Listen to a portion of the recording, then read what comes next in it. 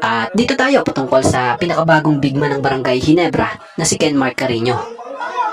So speaking of Kenmark Carino, ngayong nasa poder na siya ng Barangay Ginebra, iba na ang magiging posisyon niyang gagampanan dito kumpara nung nasa terra firma siya.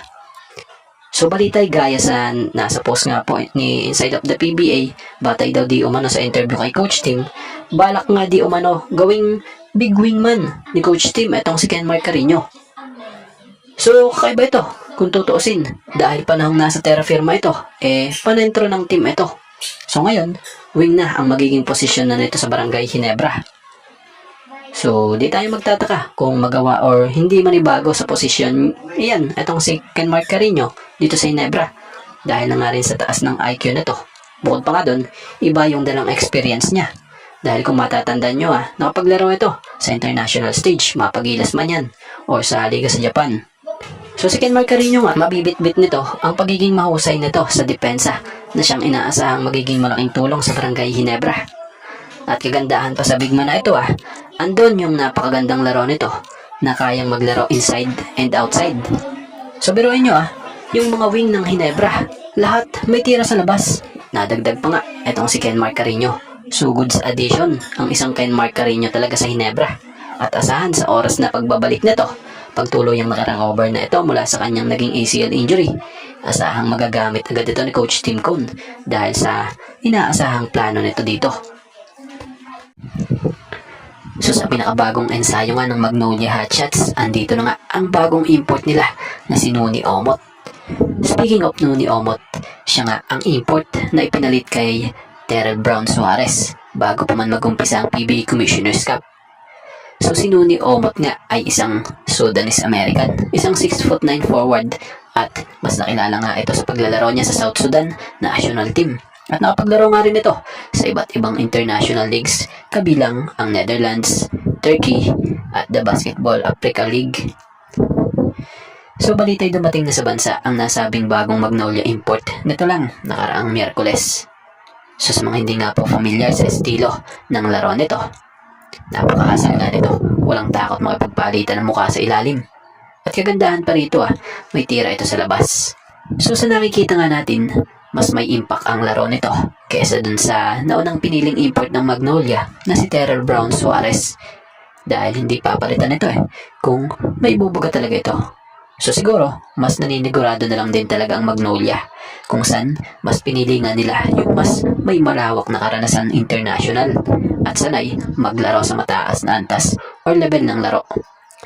Sa mga hindi nga po nakakaalam itong si Noni Omot ay former Basketball Africa League MVP. 31-year-old. Siya nga po pala, kalahi ito nung 7'3" import ng TNT Tropang 5G na si Bolbol na isang African Sudanese din. So kung gusto nyo makita yung tunay na laro ng isang Noni Omot, eto.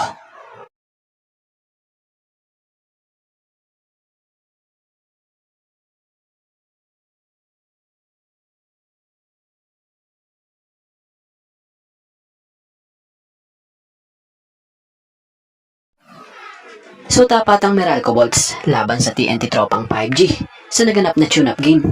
So kamakailan lamang pumutok ang balitang ang Meralco Bolts tuluyan ng kumuha ng bagong import at hindi na nga ito si Ismael Romero ang kanilang gagamitin kundi itong 7-footer na si Marvin Jones dito sa PBA Commissioner's Cup ng Season 50.